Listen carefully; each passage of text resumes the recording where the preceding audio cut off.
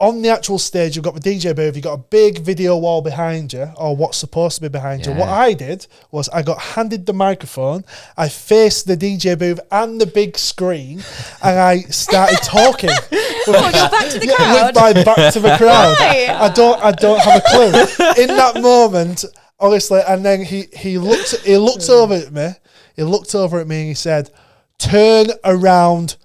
I'm going to swear. "Turn around, dickhead." The crowd is that way. Welcome to the 7th We Make It Happen podcast, a podcast designed for people within the events and entertainment industry, delving into the funny and maybe the not so funny aspects of all our lives. My God, you've smashed it. I've got this Love it. now. 7 in. We're 7 in, and I can finally say the intro without messing it up. I am so proud of you. No take two. You should know by now. No. There is no take two. We don't do a take two ever. You should know by now that I am Callum, also known as Sweet on Sax, and over there we have Chris Six Drumming, or Christy. and in between us, who you will not know unless you follow him, demonstrating a beautiful smiley face to the camera. So Hello. if you're watching, you'll see that. If you're listening, just imagine it. Absolutely. Imagine beautiful teeth shining at you. Oh, thank you. Thank you. I I'll take that. introduce Nathan Connolly. Hello. Hello. Nathan Connolly, Nathan the host on Instagram. Follow it. Oh, already we're there. We're all Already there. We're 10 seconds in. Nathan the host. I'm just taking your lead. I'm not going to lie. And I was about to say, what do you do? And you've kind of already told us you are a host, Oh, yeah. a wedding host. But that's not just a wedding host. You're a bit more than just a wedding host. Well, I'll try to be at least. Anyway. I'm a wedding host, a DJ. Originally I come from nightclubs and festivals. And then, we transitioned into weddings, which at first I always said I would never do. I said the same. Honestly, I said I'd never do a wedding in my life. It's all Sweet Caroline and Come On Eileen. But then I realised very quickly it's not. So here we are. Here we are. Well, I need to go to your weddings because my weddings seem to be just sweet. Oh, really? Come on, Eileen. When I'm not playing. Come along. Come and wedding crash. The amount of people that have said to me, "Oh, can you play Come On Eileen?" No, I cannot because I'm the sax player. I have no power. So at the beginning of every podcast, what we like to do is a check-in just to see how we're doing. Sometimes we are loving our job and sometimes we are loathing our job. Okay.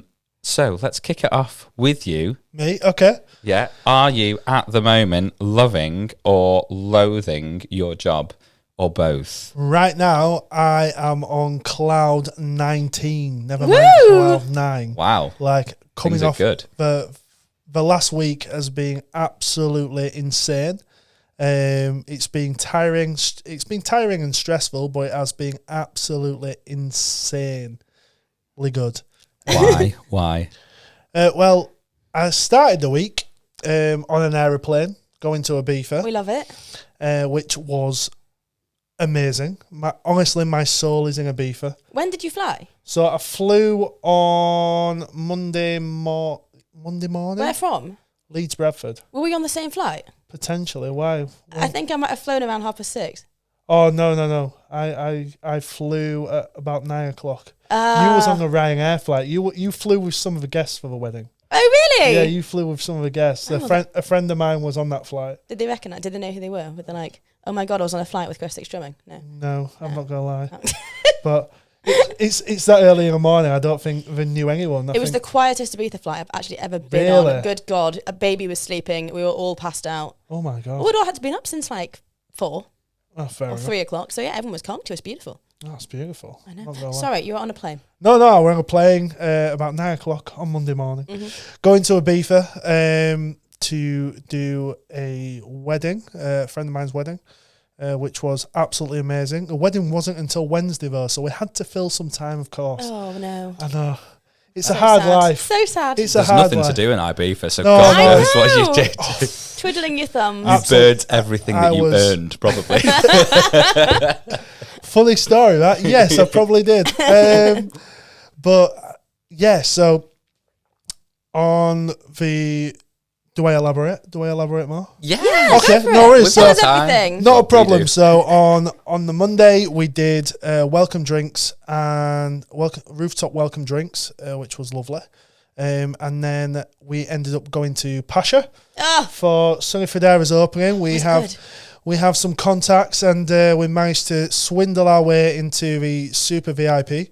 Incredible. Which we originally queued in the VIP queue, and then we realised we weren't supposed to be in the VIP queue, Yeah. not crew queue.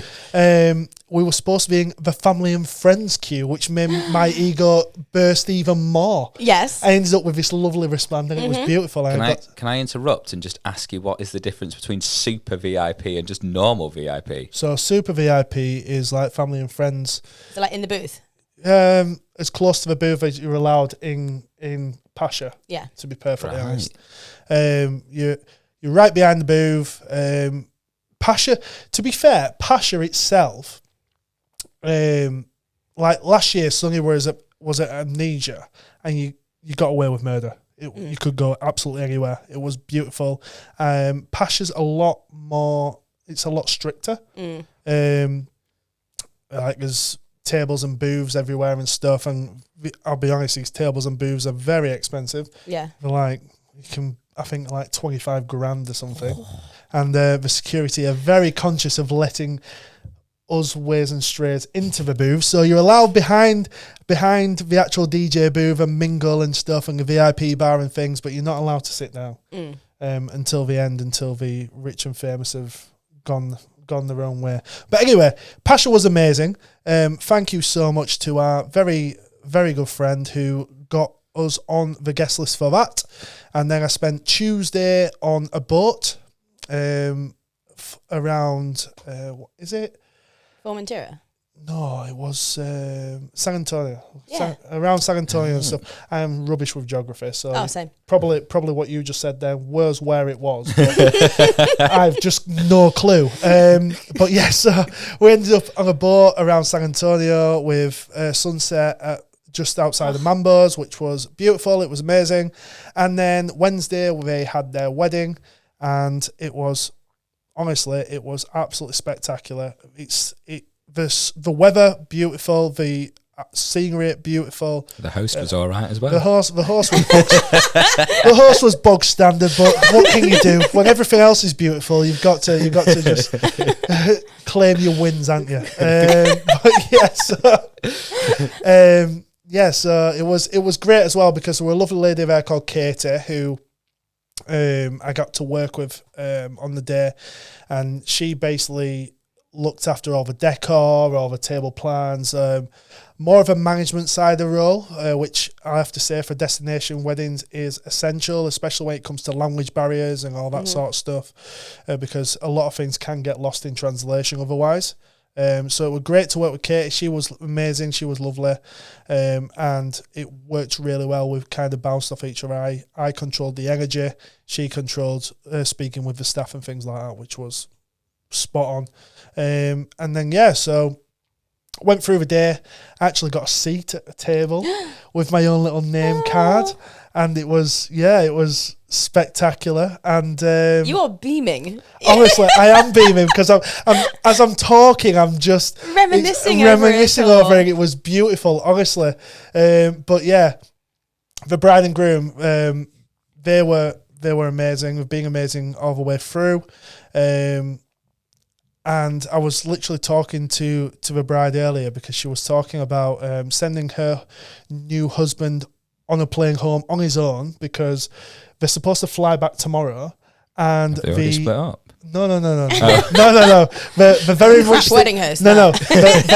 They are very much together. But she rang about sending her husband home on his own and staying in Aviva because our souls are in Aviva, and the defected lineup for Thursday's show is immense. So she was like, I might have to stay and go to defective. Why couldn't he stay as well? Well, he could, but he's not that way inclined. He'd rather do a triathlon than go to a club he's now. one of those. He's one of those. One of those. Yeah, Could do a triathlon from one club to the other. Absolutely. Well, that would be We perfect. party inside and he just runs laps around it. Yes. It's fine. I mean, each to their own. I know which one would be spending a lot less. Absolutely. Absolutely. The bartender would have to catch me first. Though. But yeah, so yeah, Ibiza was amazing, absolutely amazing. And then unfortunately, I had to fly back on Thursday, but it wasn't that unfortunate because I flew back to the UK, spent around 7 hours in the UK, switched airports, and then flew to Sweden Wow. to do another wedding, which was Oh my god! beautiful. No wonder you're over the moon. Oh, honestly, This is I'm on insane. cloud 19. Which one did you prefer, Sweden or Ibiza? So, I knew you were going to ask this question as soon as I started talking about it, but I'm going to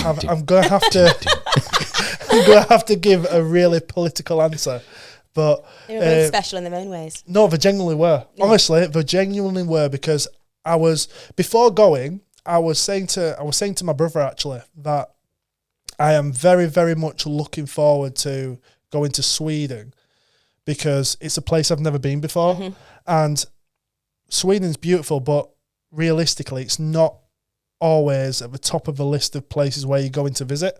Yeah. So, yeah. Going into Sweden and actually seeing how beautiful it is, it was breathtaking. It was really, really nice. And plus, I managed to swindle a Mercedes E-Class to drive around in for the same price as a Seat Leon. Wow. So I was God. driving around Sweden in a Mercedes E-Class, living my best life. I'll be honest, the traffic at Stockholm is horrendous, but it's the capital, so it's going to be like driving around London. But I had a lovely 2-hour drive to the venue, taking it all in. It was beautiful, apart from nearly crashing a Mercedes E-Class because I'm on the wrong side of the road. But Oh no. I didn't know. Easily done. Oh, Easily done. I didn't crash though. We're all good. And we had the wedding on a Saturday. The couple were amazing. It was an old friend of mine that I went to school with him, and him and his family emigrated to Australia. He found his wife. I can say that now. His wife in Australia, and yeah. So because she was Swedish, she decided to get married in Sweden, as you do. And he actually mentioned me in his speech, which was beautiful. Honestly, I was walking out the room to go ask the staff to start getting ready to clear the room and things like that, and make sure the bar's ready and all that sort of stuff. And I heard my name, and I stopped. I turned around and I came to the back of the room, and I was stood there beaming. It was as if, honestly, Slowly crying. honestly, I was holding back the tears. Well, I wasn't. Yeah, I was holding back the tears. We'll say that. Did you do the gig at a massively reduced fee because you knew them already? Yes and no. I was wondering, maybe that's why he put you in the speech. No. So he actually doesn't know this. But yes, I did, because anything destination you kind of lose the day before and the day after. Yeah. So I feel bad charging people for 3 days, but I'll charge them for 2 because Fair. you lose the day before and the day after, and plus they are having to put you up in a hotel, get all your travel. And all the equipment has to be sourced there as well. So if I'm honest, if I were going to try and charge them for 3 days plus all the equipment and everything like that, I think I'd send them over the edge, and I probably wouldn't ever win a gig. Yeah. So you've had a great. I can see why you're beaming. I have had a great time. I'll be honest.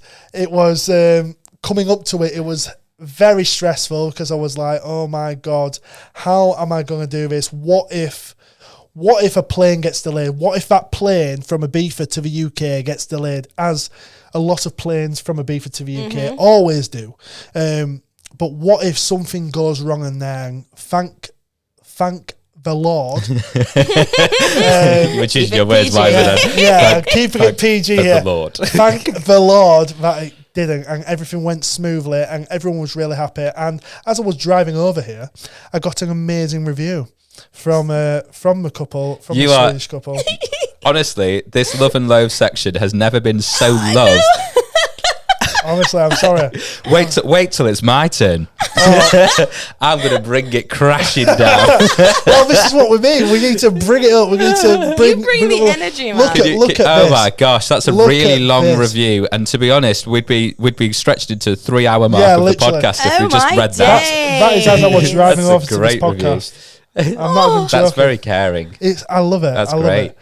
I'm gonna move on. Yeah, no, to- absolutely. to- I can keep talking. yeah, because I'm just getting quite jealous here over here I about know, how you great your bugger. weekend's been. Honestly, it was so good, so good. But anyway, let's bring it back down to earth. Come on. Well, are you positive or negative this week?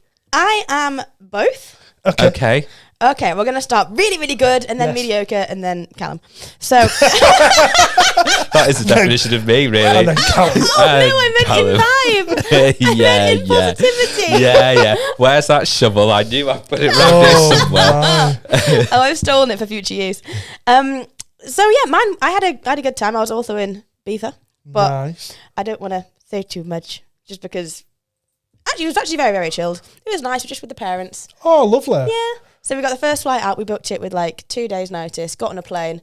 We had to get a wheelchair for my father though for the first time Oh, really? in airports there and back because he just can't Was walk. that? Oh, I thought that was so he could roll you. Christy's had too much prosecco again. I'm so sorry. But yeah, it was just a flop holiday. We got there and flopped on a sunbed, and then staggered to the beach bar, flopped again, staggered to dinner, and it was just beautiful. Nice. Whereabouts in Ibiza were you? We stay in Playa and Bossa with the family. Oh, beautiful. Yeah, so it's nice. Because we don't really have much time away from the family business. We can only really go for really short breaks. Yep. Because we can't really leave the staff for too long, and we still need to do all the ordering and stuff. So we've been going to the same hotel and asking for the same room for the past 20 years. Oh, fair enough. Wow. So I know. So we need to expand our horizons a little bit. But if it ain't broke, don't fix it. No, Have they kind of updated the hotel in those 20 Yes, because years? it was Okay. looking a bit shabby, Right. like maybe a couple of years ago, and now it's lovely again. Make sure you don't name drop the hotel there. No, I'm Yes, it's complimenting lovely them. again. and It is. It always was lovely, positive but it was change. starting to look a little bit tired around the edges after 20 years, and now they've just done like a huge refurb. I feel like that after 32 years. Yeah, I need a huge refurb right now. Yeah, Jesus. Refit. But as everybody who goes to Ibiza, like the day of the flight, we were like, we need to extend the holiday. So we were like frantically trying to book an extra couple of days and change the flights. And in the hour it took us to do that, the last flight sold out.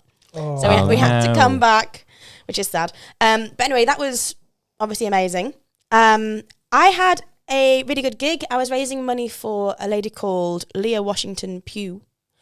Well, actually, she was putting the charity on. She was raising money for air ambulances because do you remember the Alton Towers crash, the roller coaster crash, and they lost the legs? yes. That's right. The Smiler. Yeah, the Smiler. So Yeah. her and her now husband, it was one of their first dates when they were on the Smiler. I did a bit of I research never knew into that. it. Neither. Oh, my. Neither. So it's Leah and Joe, I think. Don't see me if I got that wrong. But they were both on the very front carriage, and it shattered both of his kneecaps, and she lost a leg. And they were raising money because apparently the air ambulance had come in, and they were saying by how precarious the carriage was, everyone, like all their superiors, were saying, "Don't go up there and save them." So, They were like, "It's too dangerous. Oh, right. You could die if you go up there and save them." And basically, all the paramedics completely overrode their superiors. So we're just going to do it anyway. Because I think they had to like ferry blood up to her because she was losing so much blood and everything. And it's only because they went against their bosses that she lived. wow. Oh, my. I Which I wonder think if is those bosses phenomenal. kept those jobs. I don't know. But yeah, they got married. They got married earlier this year. That's Which is that's great. bloomin' That- lovely. that is beautiful. So we did the charity fundraiser and they raised about £27,500, Wow. which Wow. is big. And she looked drop dead gorgeous. She had this black sequin ball gown on, which I really wanted to steal, with a slit up the side. And like she was embracing the false leg. I really enjoyed it. But that was a really amazing gig. And then I also had a really strange gig, which is part of the Loathe. It's a bit of love and loathe. I'm not going to mention the venue for very obvious reasons, but as soon as I walked into this venue, I was like, God, this sounds quiet. And I looked at the DJ, and the DJ just gave me these daggers. And I already know the issue here. I know the venue and the issue. Shall but we say the issue all at once? 3, I 2, think okay. 1. Sound limiters. Sound restrictions. Yeah. So the DJ looked at me and he was like, "Don't even." And I could like talk to him at this volume over the music. And apparently the speakers behind him, they weren't even turned on. They'd actually unplugged them apparently. Oh, wow. I know, so half the speakers were working, they were all in-house, and they were all set at a certain volume. So for him to get it as loud as it could possibly go, he had to max out his DJ decks, which just distorted everything. Walls of compression. Oh, it was absolutely goddamn awful. So he said he'd already spoken to them and said that they couldn't change it. So I was like, well, I'll go and see if I can flatten my eyelashes and, powers of a woman. Anyway, the woman I was talking to was a woman, so it didn't work. And it could have done, but it didn't. And she was like, "Oh no, we can't do it anymore. I'm really sorry." And I said, "Well, I actually physically can't play." And the DJ was like, "I don't know why they've booked you here. Why the agency's organised this? Because I hit louder than the majority of drummers anyway." So we started playing. Literally couldn't hear a thing. It was just a sax and drum solo. The sax player was unmiked. It was just horrific. So we ended up moving to the other side of the room, and it was still really bad. And it was one of the first times in a long time I nearly burst into tears in a gig. I went outside and I was frantically texting my agent, like, "Why the hell have you done this to me?" And I felt like I couldn't leave because the bride obviously didn't know. And she was looking really confused and everything. And these two gay guys came over and they saved my goddamn life. And they gave us the biggest pep talk, and they said they were here last week and they had a 4-piece band on, and the singer couldn't even hear the music because they were all electronic. It was like, electric guitars and obviously her singing. And she had to ask the crowd to sing along so she could hear the music.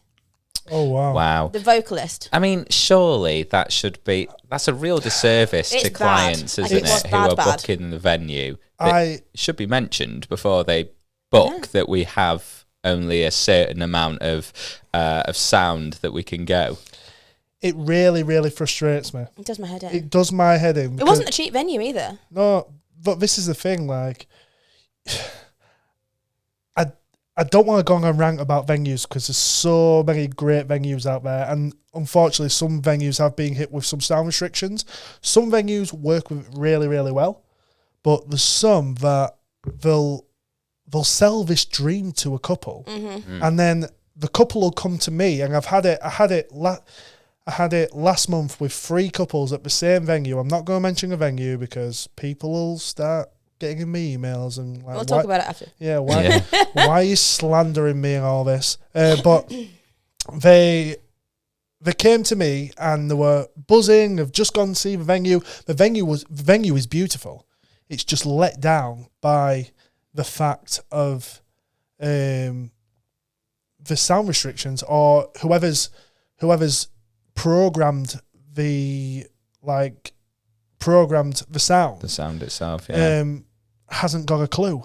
No. Because there's a lot of venues like that. No, this is the thing, because you can work within sound restrictions and you can make it sound beautifully, because there's other venues out there that have. But it's the fact that then you're selling a dream to these couples, and then they come to me and I'm selling a service, and by all means, I'm selling a service and I'm protecting my brand as well. Because if I'm going to say to you that we can do X, Y, and Z, I want to be damn sure that I'm able to deliver X, Y, and Z, or else I'm not doing you a service. Yeah. You know what I That's mean? another thing. It's another way to to protect your image, because obviously as soon as we first started, everyone gets the phones out. Yeah. And we can't hear a thing. And if those videos then circulate, it looks like we know absolutely nothing and we're crap at our jobs. Literally. And that's why I was wanting to have a word with my agent, because I was like, this is making me and you look shite. Yeah. And even like the DJ was like getting bloody threats saying, "Turn the effing music Yeah. up," and it's not his fault. Yeah, you can't do anything about it. No, but and it's hard to explain as well to anyone that isn't within the music industry, of course, and has the same understanding as we do. How do you explain that? Oh, the venue won't let me turn it off. I know, it was a nightmare, but the blessing in this was an absolute loathe, and these 2 gay guys came over and gave me such a pep talk, and I worshipped them. And then when we came back on, he was like, "Actually, it sounds okay, where we are. It sounds much better than it was last time. Just because you guys are acoustic, you've completely changed the vibe." So I came back on under sufferance, and the 2 gay guys were right at the front, like cheering me on and trying to get people into dance. Love that. And I think because we kind of knew what we were going into, we were a little bit more confident. The second set felt better. And then in the third set, I was like, you know what? F this. I'm just going to stick it to the man, and we're just going to do everything as loud as we could. Because the DJ was like playing songs with really iconic riffs, so the sax player could. Yeah. The sax player could Take really it on. reinforce it. And then same with me, we would just proper going for it. I was playing as loud as I bloody could. And I was like, the bride was having such a rubbish time, it looked like, in the first set. She was just so confused. And then the venue actually wasn't doing anything wrong because they had kept the volume. They just couldn't control us. I'm not going back. They're not going to want me back. So I was like, I'm just going to make sure this bride has the best goddamn day. Yeah. And it was so nice at the end because everyone started singing. They all realised that it was quiet and everyone was singing the lyrics with us and we were louder than the music. And it was just such like a camaraderie at the end. I finished that on Cloud 19. Love that. So I was like, we overcame it. But this is one more thing I'm going to say. The neighbour next door, well, I live next to a wedding venue, if you're going to complain. Literally. Maybe they were there before the wedding venue Well, was there. then move. But he was such an arsey man. I think it was maybe a month ago. It was about 2 PM. They have cabins on site as well. Yep. And there were some people just talking outside one of their cabins at 2 PM. He got a hose pipe and drenched them over the fence You're joking. What? You're at joking. 2 PM. Anyway, at this point, the bride was a police officer and came out the following day and spoke to him. Oh, wow. And that's like assault. Like That is assault. he's an arsey man. Right. I'm like, just move. Wow. Literally, why would you put yourself through that stress in the first place anyway? don't know. Because I know exactly which venue you're talking about. Oh, do you? So I know do I. exactly which venue you're talking about. And if I'm completely Not honest, that I'm reading the when notes. when you no, Oh, but yeah. when you have that much cash, when you have that much cash to live in that much of an amazing house, Next door. yeah, next door, you really don't have an issue with where you live. No. You know what I mean? And why would you put yourself through that stress of staying there? Mm. You know what I mean? Just arses. Anyway, Callum, love or loathe? Yeah, I'm probably more on the. I'm thinking about it. I'm definitely more on the low this week, I'm afraid. Oh. Yeah, I was a love last week, I think, wasn't I? No, you were moaning last week. I listened to it Oh on the way gosh, over. have I just been moaning constantly? Well, here's another moan. I tell Moan you away. what, actually, I'm going to start low and then Aim high. I build back up at the end. Okay. Brilliant. So I'm gonna look at the camera. I'm gonna moan directly to Birmingham. To Birmingham. Birmingham, the whole of Birmingham. No, Oh, okay. the M6 toll road. Yes.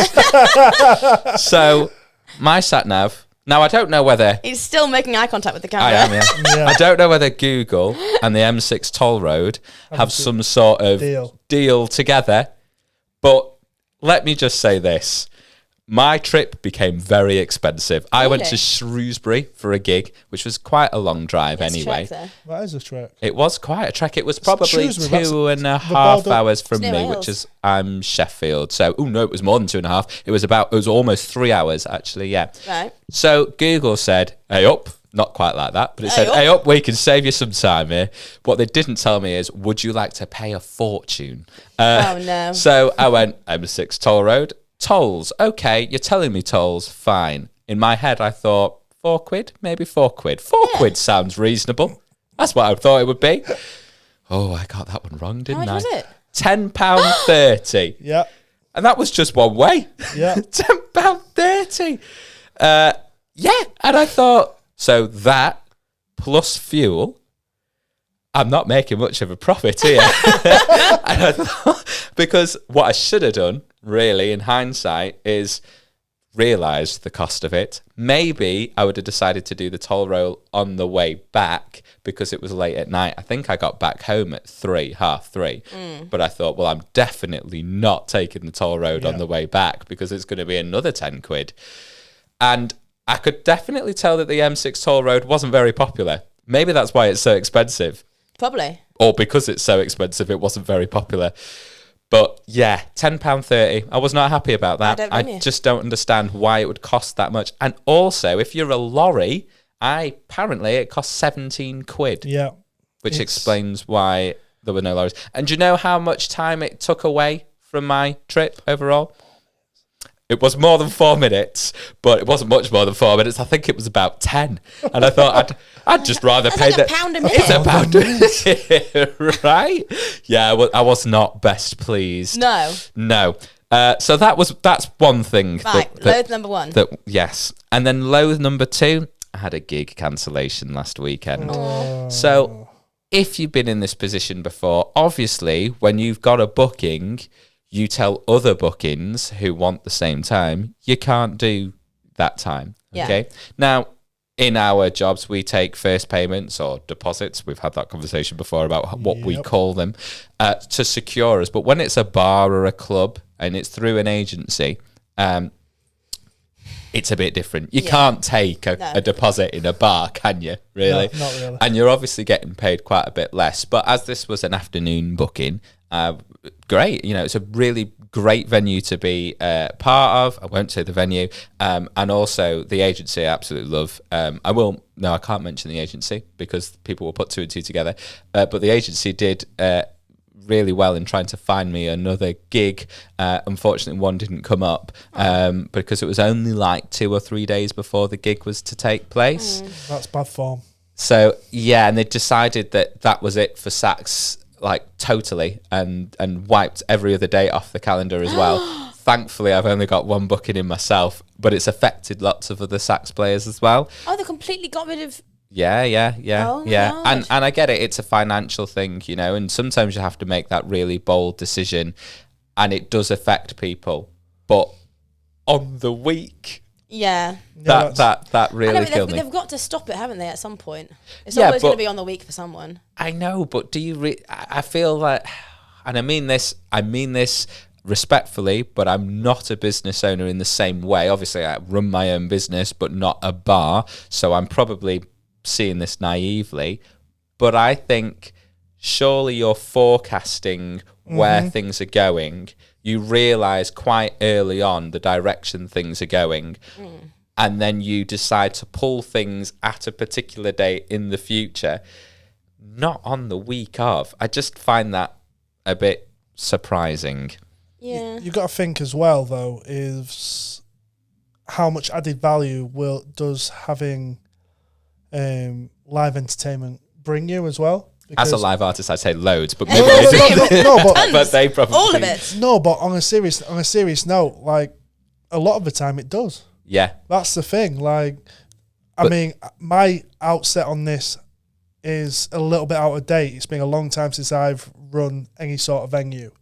But when you're looking at forecasting and all that sort of stuff, and like, how can you add value in this sort of session, or can you put something in a dark session that's going to build something that makes my P&L look better, which makes me hit bonus? 9 times out of 10, like, live elements bring the most in a sense, but then at the same token, you don't know what the powers that be above are saying, because half the time with the company I used to work for, every pound that was spent, we want it to generate £8 of revenue. wow, that's quite a big margin, isn't Yeah. Big it? margin. Yeah. £8. If I'm putting something new on, then it'd be every pound spent on that I want eightfold return. But it might have just been pie in the sky, trying to make sure that whatever was going to happen would be solid. But that was told to me very early on. But that might be out of date now, because it was. It might still be though. I don't know, but yeah, that was a bit of a bummer. Yeah, definitely. And then on a very different note, and this does have a positive. Oh, good. Well, it has a I'm not sure ending, but then it also has a bit of a positive ending at the same time. Okay. So I won't say the venue either, but for a big reason. Right. I was doing a gig over the weekend. I showed up to the venue as I was on the phone to my mum, which I always do on the way to gigs. And as I'm about 5 minutes away, an ambulance car drives past me. I think nothing of it. No. As why would you? I get to the venue and I think, well, this is a quiet wedding. There's about 10 cars in the car park, and I think, there is a wedding, right? I'm sure there's a wedding in this venue. Oh no. And I look to the side of the car park and I think, oh, I didn't realise that was a little base for emergency vehicles. So there was police cars, about 5 of them, about 6 or 7 ambulances. Oh no. And I'm thinking, What the hell's happened? well, yeah, I just thought that's a base for emergency vehicles. And then an There's so emergency many. vehicle kind of shot out the car park, and I was like, oh, he's got somewhere to be. And I just thought maybe because I've never seen this venue in the daylight before, because obviously we're getting to the summer now, I thought, oh, maybe it's just something I've never noticed before. Yeah. I get into the venue, and there's about 10 people sat down. There's a bit more than 10 people, actually. There's probably about 10 people sat down, and maybe 10 further people kind of stood up. There's only about 20 people there. And I walked to the DJ, and I was like, we've been on the ground, aren't we? And he went, mate, has anyone told you what's happened? And I said, no, what's happened? And he said, the building adjacent where I saw all the emergency vehicles, he said, we were just about to do the first dance and the cake cutting, and someone ran in and said that someone else had fallen through the roof of this. Wow. Yeah. And I was just like, whoa, like, how are we even continuing? Why are we continuing? Should we be continuing? All these questions were Who going had through fallen? my... Was it a guest? It was a member of guest, staff? yes. So it was a young guest. I assume they were maybe around 12, that kind of age, where you do, you go searching for things, don't you? You see your, what's the word when you... Inquisitive, that's the word. You're inquisitive.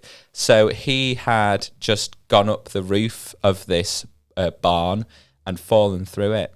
And he'd obviously really injured himself. Oh my God. Oh my. To what extent, I still don't know, and I really hope that he is okay. And I've been thinking about this like almost every day since. But I said to the DJ, are we going ahead? And he said, well, I'm not sure, but no one has told me not yet. And I kind of had a word with myself, and I thought, it's not up to me to decide whether I play or not. If no one's told me anything else, I'm still playing. I've got to play. But what do I play? I can't suddenly go in after that news, even though that the first dance hasn't been done and the cake cutting, with Freed from Desire. It's I get a good feeling. yeah. It's just not really appropriate. So I said to the DJ, why don't we just do some sort of low-key house stuff? Terrace stuff. Say again, sorry? Like terrace music stuff. Yes, yeah. Cocktail bar, loungy Yeah. stuff. Because there were like 10 people sat down who seemed to kind of want to just, I wouldn't say enjoy themselves, but they could clearly wanted to stay. So I kind of just calmly started playing.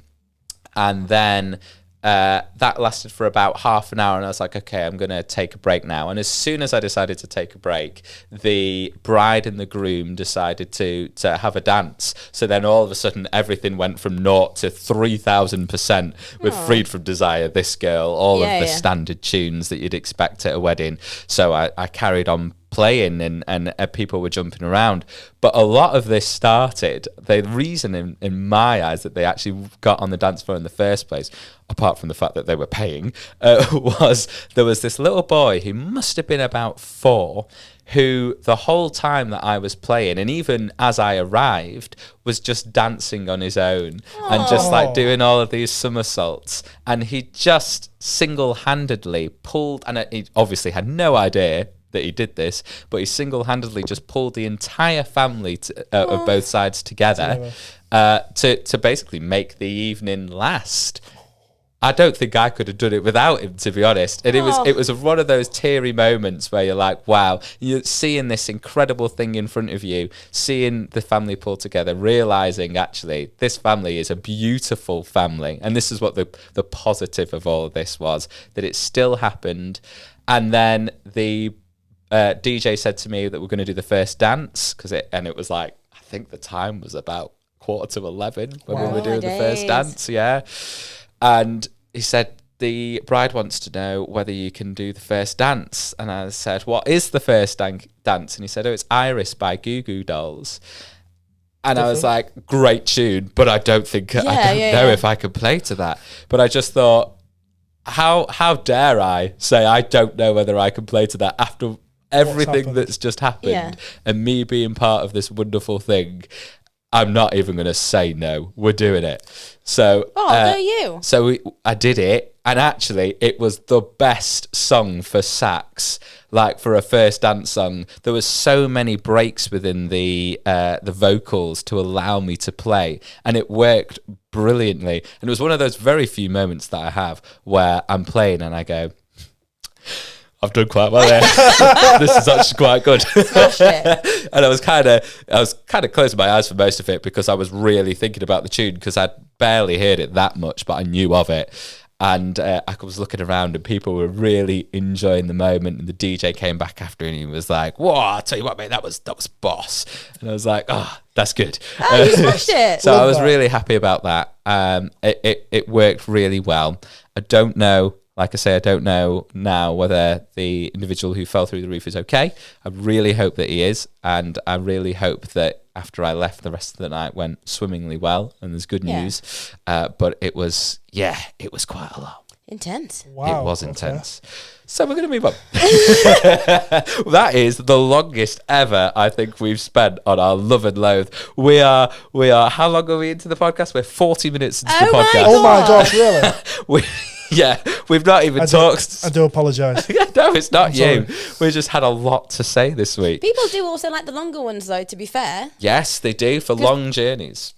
Yeah. Yeah. The whole in reason the why we car. started this is because Callum fell asleep at the wheel. And hit a tree at 40 miles an hour. Yeah. Oh, Yeah. wow, okay. The tree hit me, sorry. The tree went to me at 40. Yeah. So The he thing that doesn't move hit me. Yeah. Hit me, yeah, so absolutely. he had the idea of doing a podcast to keep A people very awake. big branch. Oh, yeah. Yes. So if it is a longer podcast, it's really not that much of a problem. Because No. So, what have we got coming up that we're excited about? I'm going to start. I'm going to be really rude. Nothing. Nathan, let's pass it to you. I'll be honest, like, after the last week, I don't know. Because this You've lived the the pinnacle of honestly, life. if you'd have asked me, Doesn't it get better? no, if you'd have asked me a couple of months ago, then last week was the thing I was looking forward to the most. But August is mental, so I'll be honest and say September. I'm looking forward to. Because it's quieter. Oh, it's I actually can breathe in September. I can actually breathe in September, and I'm probably going to end up going back out to Ibiza. So yeah, September. September. Amazing. Nice. I'm doing your September plan on Sunday. So I'm going back out to Ibiza. Oh, I'm the only one of these two that hasn't been to Ibiza this year. Sort And your I don't stuff actually out. have any plans to go this year. I'd love to. I'll be honest. I nearly booked a flight to go back out to Ibiza tomorrow. The only thing that stopped me is because I've got an all-day wedding on Friday. So I've yeah. got a kid. Can I use that as is that valid? Can I bring him? Bring Can I bring the him? kid. Can I bring Bring him the to kid. Pasha? I beg. I mean, He's only 10 months. I don't know if he'll get into Pasha, but you definitely Let's bring. do some idea. If you go to the beach bars, Literally, definitely take him to Ibiza though. Honestly, Ibiza. Other His than first holiday other starts than with the me to carry on. no, but on a serious note, though, like it's not all party. Like actual Ibiza Old Town is it beautiful. is stunning. It You, is you have been beautiful. to Ibiza, haven't you? Yeah, I have. Yeah, that was so. It was Ibiza that I was at the night before, or that I crashed my car. Oh, So wow, I came okay. back from Ibiza, and then on the way back from the airport, I crashed my car into the tree. The tree Oh, the crashed tree- into the my tree. car. Yeah. Yeah. Yeah. So I've been to Ibiza. Yeah. Oh my! Yeah. So you're going back to Ibiza. I'm going back to Ibiza. So yeah, the last time I went, it was chill, and this time I'm going with the girls. So I'm very Nice. excited. There's going to be like four of the musicians, and then one of the musicians' brother, and then one of the girls is bringing some other boys. I don't know who they are. So there's going to be quite a big group of us actually. Nice. Where are you Um, going? So I land on the Sunday because I've got a wedding Thursday, Friday, and Saturday. Okay. And then Saturday, I finish the gig at 1, I leave at 2, I get back home at 3, and I've got to leave for the airport at 4 a.m. So, blooming on it. I think I must have landed about 10 o'clock. And then I'm not going to see anybody back and just check into my apartment because they're all arriving in the evening. So I can just like fall asleep on a sunbed, set my alarm for an hour, roll over, fall asleep on a sunbed again, and just do like a rotisserie chicken on the sunbed and cook myself. As you do. As you do. And then that night, I think we're either going to go to Ashram, like sunset, or there's a drumming beach where they all drum whenever they see the sun. If the sun goes behind a cloud, it stops. Oh, And nice. then when it comes back from out the cloud again, there's like hundreds of people that go. It's like, it's almost quite tribal apparently. So we might be doing that, which I'm very excited about. So do they drum all day then, whilst the sun is out? No, I don't know. I don't know when it starts. That's a very good question. Is it just like sunset thing? sunset thing, I think. That'll wow. be really cool. And then on Monday we're going to O Beach, Nice. Okay. Nice. Defected. Yep. Which should be really good. We're pulling a few favours there. And then we're also going to pull some more favours and go see Sunny Federa at Pasha. Nice. Honestly, you will Just not. You rub will, it in. you And will then not on be Tuesday, disappointed. On Tuesday, I think we're going on a boat. Yep. You are literally following my plan that I did. No. And then Wednesday, what we're doing Wednesday? I've got it written down somewhere. We can either get into Hard Rock Hotel because there's a drummer that I know who's doing like drumming for the pool party, or we're going to go into Ibiza Rocks because I think one of the girls knows one of the band members. So do that on the Wednesday, and then on the Thursday I fly home in the evening for a gig on Friday. This is me right now. That's I how I feel. I have told you many a times to join us. I've given you the dates and you've not done anything. I know, but I'm getting it. I know you have given me the dates, but now I'm getting a new floor in my house. Have you had an evening yet? I have had a me. You had a an evening? evening to myself. Yes. Oh, he listens to me on occasion. Yeah. But yes, I'm looking forward to that, which should be sick. The Netball Championship has now confirmed that I'm going to be doing it. He's not looking at me. Hello. Why do I need to look at you? Because I was talking to you because he doesn't know. I'm doing a netball championship. I mentioned it last podcast, The netball. but you weren't here, so I was just confirming with you, and I'm going to tell you. Tell me all about it. Netball finals in London O2. So there's me and Girl on Sax. We're going down as Girls That Mix, and we're going to be playing like in between the matches. I think it's all going to be streamed on Sky Sports. Oh, nice. Who's playing? Who's playing? My auntie's involved in netball. I have no idea. Fair enough, man. Myself and a sax And that player. was That's it. all I know. My auntie Maggie's involved with netball. I think it's Leeds Wrangles netball she's involved with. We might see it then. Yeah, probably. But they've said we've got somebody amazing to create the first track that we had to come out with, and it's one of my most requested songs, Freed from Desire. Safri Duo. Oh, right. Okay. So I'm going to be playing bloody Safri Duo on Sky Sports. That was sick. That looked great. I know, on a djembe, which should be sick. I would love to watch it, but I don't have Sky. Well, I'm going to see if I can like record it. So Yeah. I think so. As seen on TV. Yeah, I've seen on Sky TV. yeah, that'll be on your Screen Instagram. record. Screen I've seen record. on Screen Sally. record, exactly. Screen record on Sky Go. Exactly. So yeah, I think that's all I'm looking Don't forward tell to. Sky. I have a TV license. So yeah, you've got a lot. You've got a lot coming up. Yeah, that that's my you're looking next forward couple to. of weeks. Yeah, Oh, Very amazing. excited. sounds very good. And Egypt. And Egypt, yes. So I got offered yesterday potentially to do a 3-day gig in Egypt. Cool. Gosh. Cool. Yeah. And you need a sax player. well, I And might you do. need a host just I to bring do. you out. Well, it's through Girls That Mix, so I'm not really sure if you guys will make the cut. No. Unless you want to put some wigs on. I'll be honest, I can slip back my hair and I look at lovely in a little bit of mascara. Okay, Little I'll bit of blush fetch on. them. Absolutely, yeah. Why not? We're not sure if it's actually confirmed yet, but they've just come in and said they want end of June or July or something till the end of August every weekend, full sax, drums, and DJ Wow. Class. in peak wedding season. Oh, beautiful. How are they going to do that? Like, how? The only reason why I've got one of those weekends free is because I was meant to be going to Leeds Fest and haven't booked it yet. It is going to be difficult, I know, especially it was like 3 yeah. weeks notice, peak wedding season, and you want But it 3 is girls Egypt. per... I know, but you can't cancel on gigs, can you? There's a lot of No, pyramid absolutely. schemes that go on in Egypt. Hey! Oh, sorry, it meant to be that one. So we don't know if that's going to come off. If it does come off, I'll be living it up with the pharaohs. If it doesn't come off, then... Oh dear. Living out with a feather. and if it doesn't come off, I'll be going to Leeds Fest. So I'm excited. Either way, sounds great. Winner, Winner. winner. Yeah, and I'm still a nothing. Oh, no. So we're going to move on. No, genuinely, I'm just like, I'm not in a negative way. I'm just like, just living life. I'm looking forward to my new floor. That's basically it. Yeah, decorating my house, really. It's not even music related.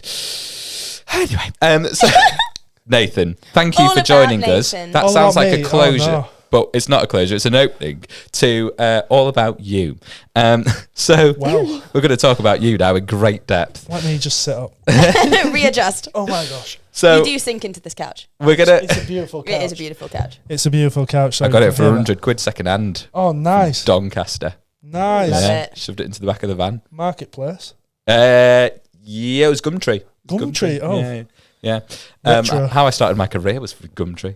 Love that. roll back to episode 1 if you want to hear about that. I know. If this was YouTube, oh no, we are on YouTube. Click on the link up there. I will do that as well. I'm going to put that in. Please if you do. want to listen to episode 1. All about you. Okay, so we're going to start from the beginning of your career. Okay, it might not be the beginning, but it's the beginning to me when I remember seeing you, which is in Prism in Leeds. Okay.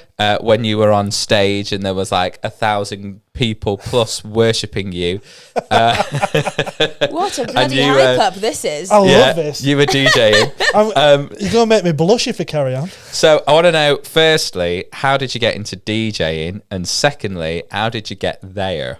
Right, okay, so getting into DJing, I'll be honest, I used to work in a wine bar in Saltaire near Bradford, and there were a DJ there. I was 17 at the time, and I used to peck his head. I genuinely used to peck his head. I would go around. That's the most northern expression ever. Honestly. Peck his head.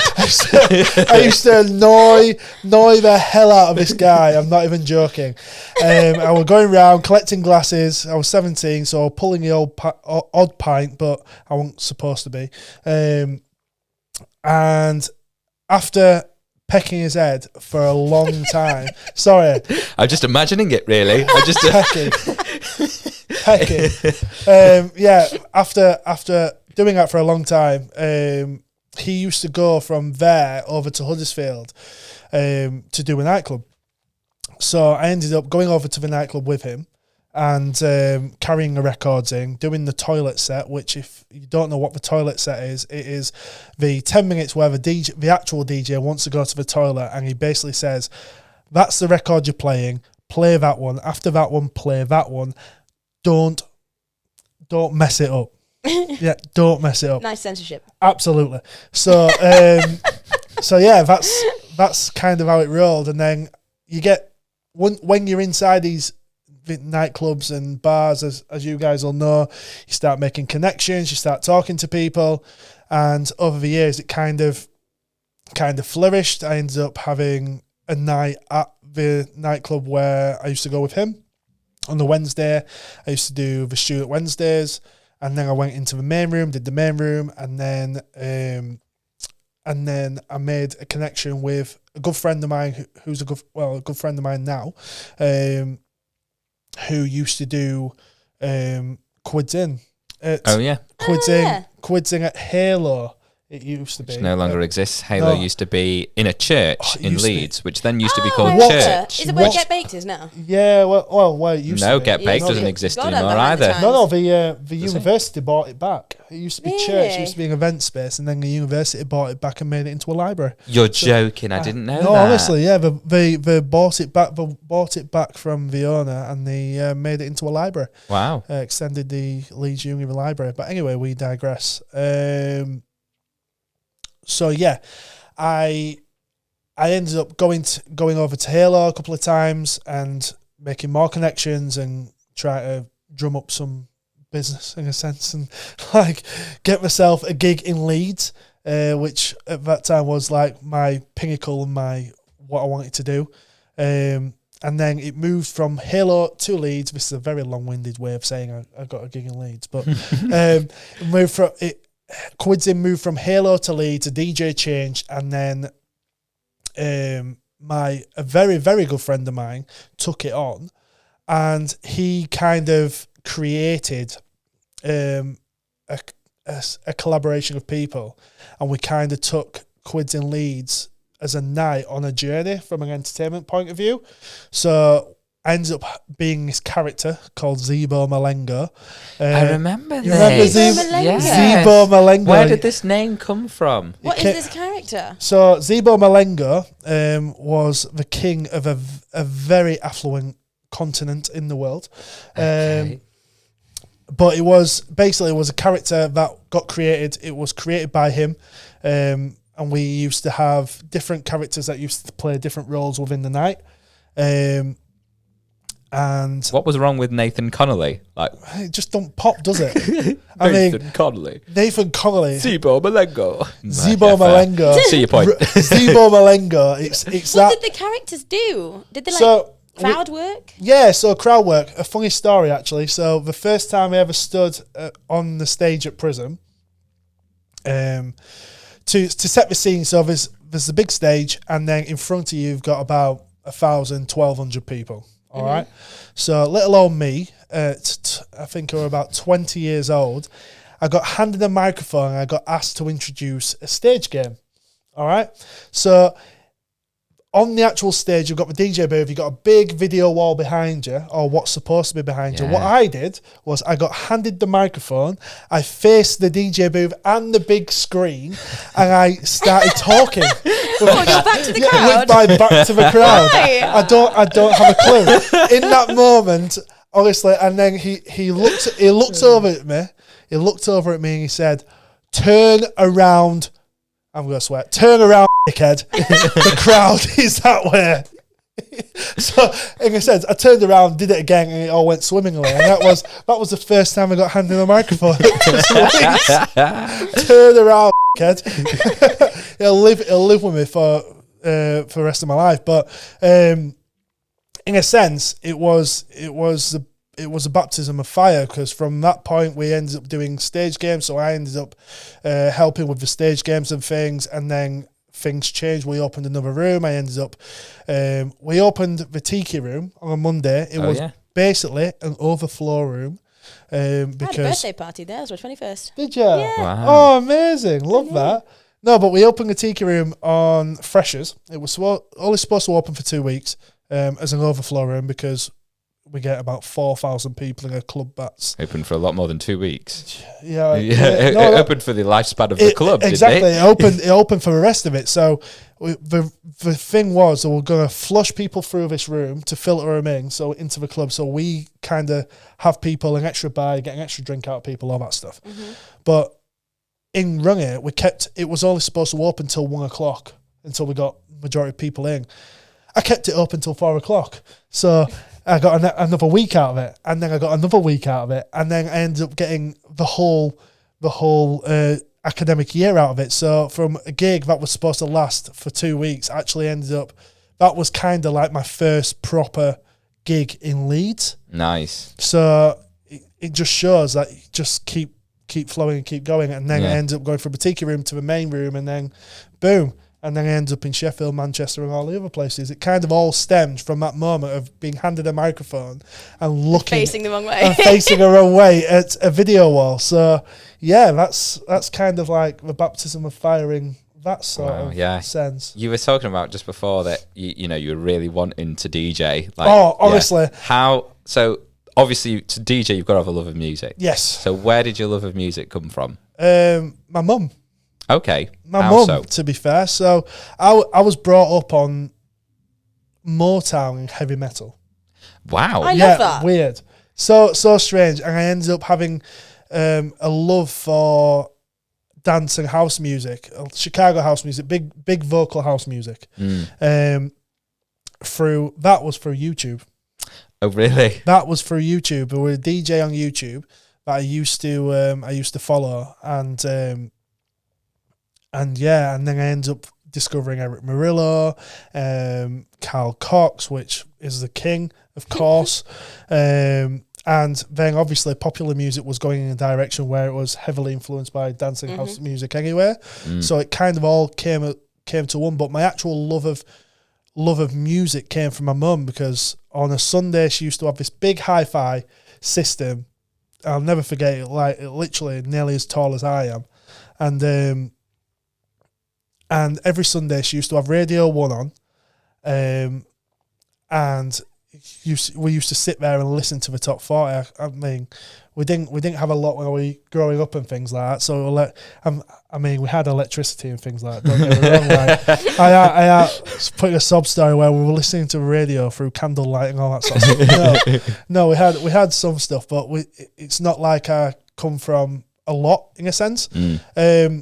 but yeah, and you always knew what she was doing by the music she was playing. Like she used to listen to Motown when she was doing the ironing. And when she was doing like the vacuuming and all that and cleaning and stuff, she used to listen to like Def Leppard and like Guns N' Roses and like all different types of rock music. And it was like, okay, right, she's doing a cleaning now, stay out of her way. Or she's doing the ironing, make sure you've got your washing in the wash basket. That's so all that cute. sort of stuff. But yeah, so music kind of music kind of became a fundamental part of my life by accident. in a sense.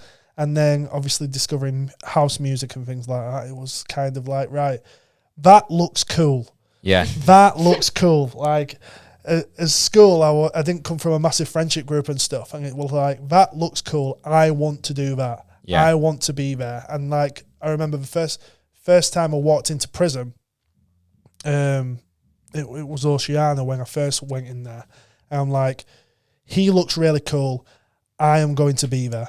So you manifested the idea. Manifested. Yeah, living your dream. Literally manifested. I'm going to do that. And like when I always said that I'm going to do a festival. I'm going to do a festival. I don't know when I'm going to do it, but I'm going to do it. And I did it. I did the Isle of Wight festival. And it was beautiful. Amazing. So like it's like, I never thought of it that way, to be fair, about manifesting, but actually, you had. Yeah, that's pretty much what you've done. So your career is now moved quite along happily. Yeah.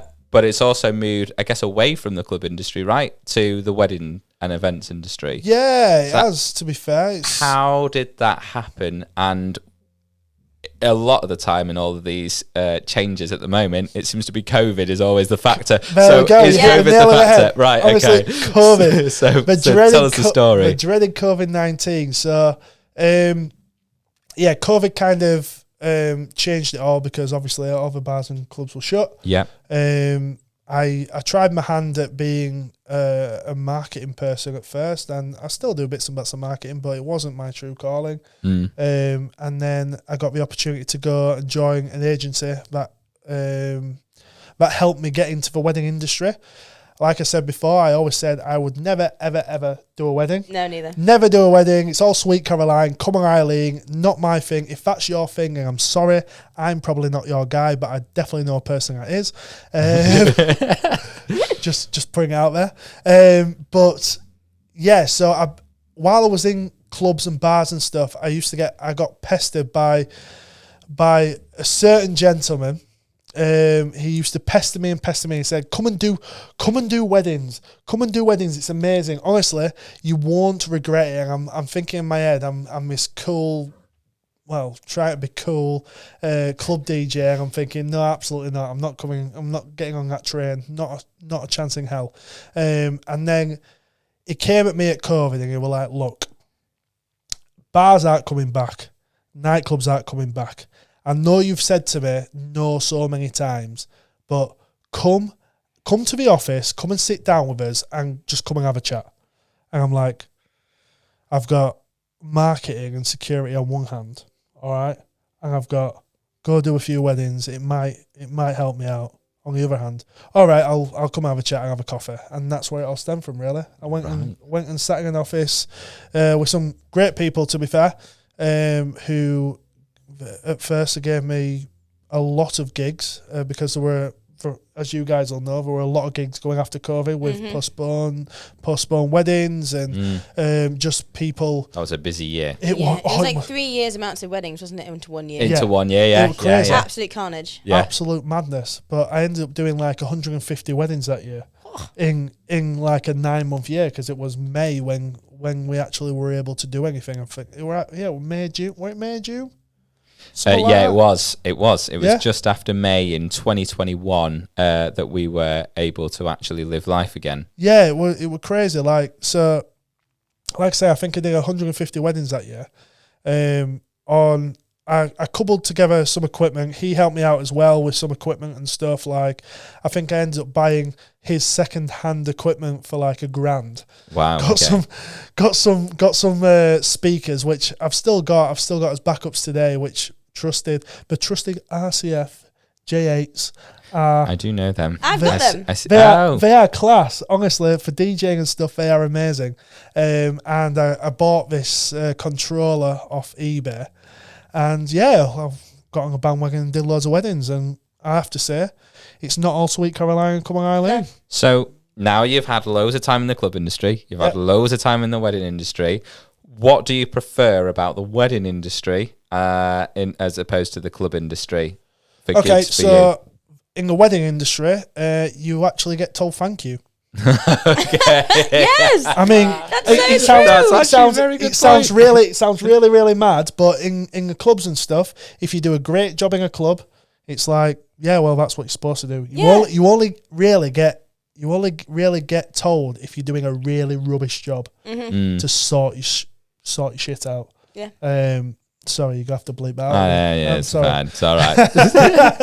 But yeah, so It's half an hour of my life gone. you only ever really get told if you're doing a rubbish job. So in the wedding industry, it's always lovely. And I mean, it might just be the clients that have happily ended up being around, but they're always really grateful. It's someone's special day, and you've added something to their day that, because you've built up that rapport with them as well, and it's just magical. You end up feeling on cloud 19. 19. Yeah. We're keeping that going. Can that be the title of the episode? Cloud 19. Cloud 19, absolutely. But yeah, so that's one thing I really do enjoy about the wedding industry. The other part of the wedding industry that I love, and I'm sorry if people disagree with me, but the money is so much better. And the times are earlier. The times are earlier. Yeah. Absolutely. The times are earlier. You finish by 12 o'clock, 1 o'clock, even as a DJ. And the money is a lot better. And you can forecast your life, because people are booking like 18 months in advance. So for the next 18 months, if you're looking and making big purchases of things, or you want to buy a house or anything like that, you can actually walk into a bank and be like, here's what I've got for the next 18 months, and here's what I've had for the last 3 years. Give me a mortgage.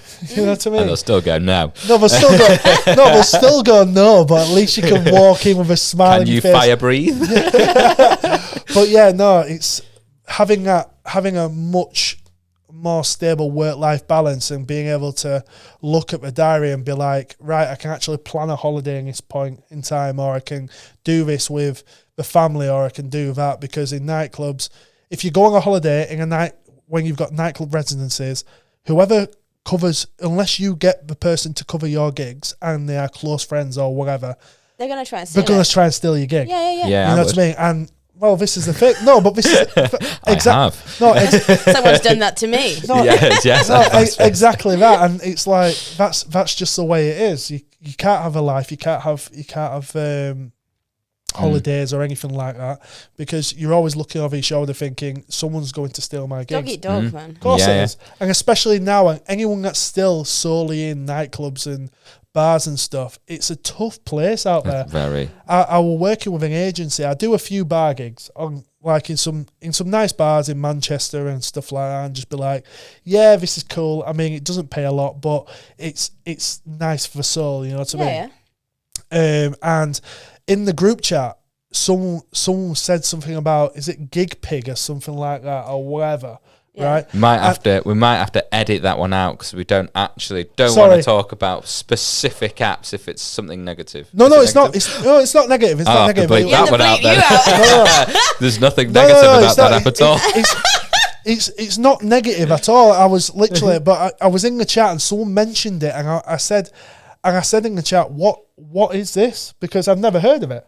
I've never heard of it. I guess that thing, those things never existed back in our day. No, it sounds really mad, but I never heard of it, and I'd simply say, oh, what's this? Because I don't know where it is, and someone replied to my chat as if I'd just like made them stub their toe. I could have said something else, but I really tried to censor it, man. Really, the stutter was stub their toe. Yeah, stub their toe, because they just replied saying, "Oh, who are you? Like, how do you not know what this is?" And were they posh? No, but this is not. Ew, who are you? How Who do you are not you? know? This is what. That's the voice that came through in my head, like straight back and all that sort of stuff. I'm like, oh, I simply said, what is it? Because I genuinely don't know what it is. But I found out that it's an app where you bid for gigs and stuff. I'm like, fair play. If that's you, that's you. But for me, I'm okay with what I've got for the next 18 months. And come and join our wagon. I might end up being the chap that got me into weddings. Like, yeah, come and join our. Yeah, you come can and pass join the our gang. torch. Absolutely, come and join our gang. Well, here's the ultimate question then. So at the moment, you've been very positive about the wedding industry over the club industry.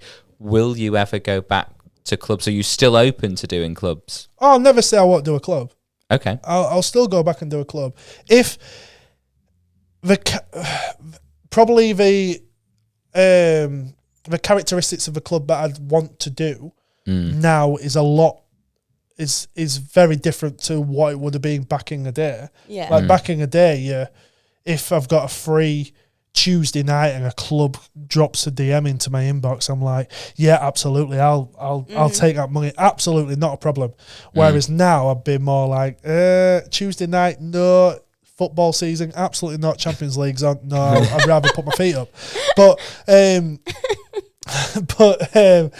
if, say for example, if it were like, can you go do a bar, an event in Ibiza, or can you go do, can you come and do our club in Manchester or Birmingham or London, or a specific event that I've been following for a while or whatever, or it's just something outrageous like I host rave bingo events for a friend's company which are mental, so good, but sometimes it's great to keep your toe in that water because it gives you a different perspective, and then what you do at them events you can kind of bring into weddings as well, and because people are always evolving in a sense of what their expectations are as well. So if you can bring some sort of different energy, then it's only going to make you stand out and bring something different to the day, which is going to make you appeal to a much wider audience, isn't it?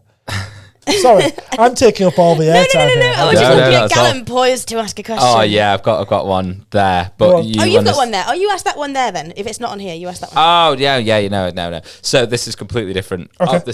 So basically, if you're watching, you'll realise we have laptops, and it helps us follow where we're going for the remainder of the podcast. But I'm going off script.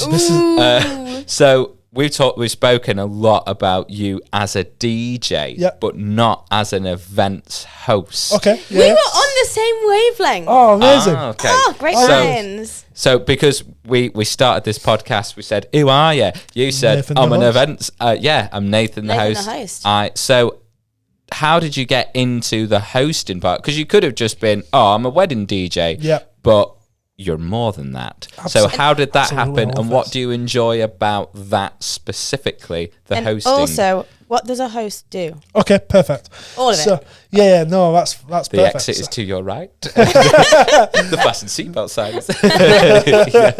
Pretty much, that's literally what we do.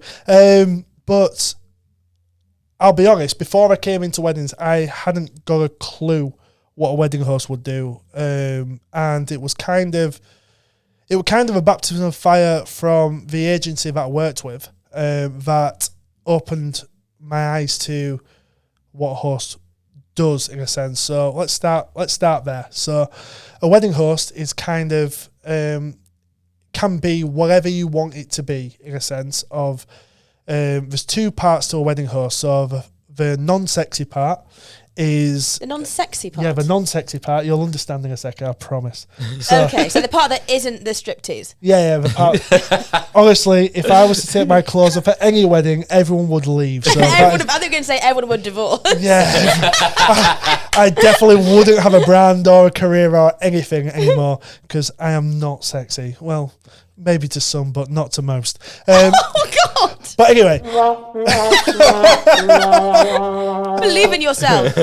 Absolutely. With your Crocs on. Oh, so moving on. So but anyway, yeah. So when you're getting back to the sexy part. Yeah. So the non-sexy part of a wedding host is basically we are there to tie everything together within your day, making sure all the suppliers know what's going on, making sure that your day's running to time, making sure we are kind of your in between yourself and the venue on your day, so you guys can kind of put your feet up and enjoy your day, because as we all know, the days are very long and very intense, but you go through your day like that. Just it's gone within a flash. So any opportunity for you guys to spend some quality time together and actually look at your day and take everything in is a massive positive. But then on the flip side, so the sexy part of being a wedding host is kind of like you have the opportunity to completely personalize your whole experience, because a standard wedding, you get married, you'll have your drinks reception, you'll have a wedding breakfast, which is 9 times out of 10 a 3-course meal, which is amazing. But the wedding host kind of comes alive within the wedding breakfast and the drinks reception, but more in the wedding breakfast, because normally you'll have someone at your venue or your hotel that'll tap a glass and say, please stand for your bride and groom, the brand new, and you'll come into a room and it'll be lovely, people will clap and it's all amazing. What we do is we take it up a level.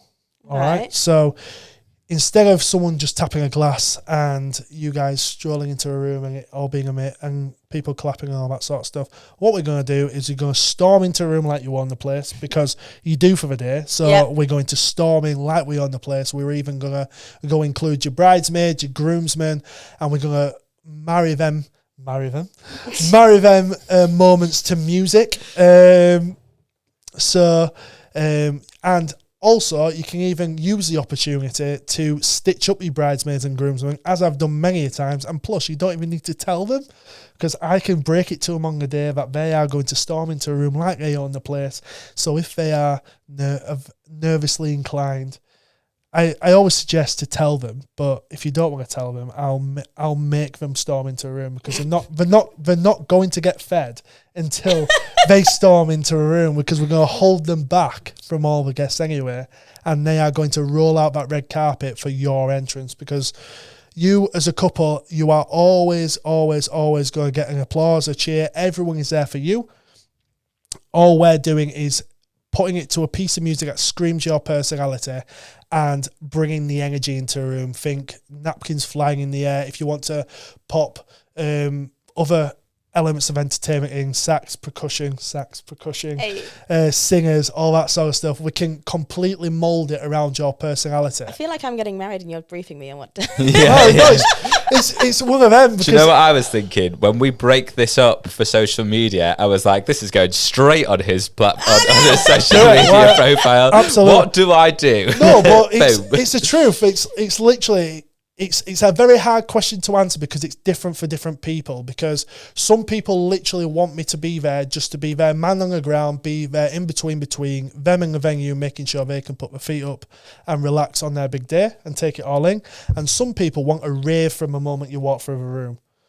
So you're like setting the vibe effectively. Yeah, are you introducing them? Are you playing games? Yep. So we can include games if you wish. Not all people want that. Some people just want great music, which means I'll DJ and things like that if that's what you're wanting. But if you're including games and things that, the one thing you have to remember is it's your wedding day, it's not a show. All right.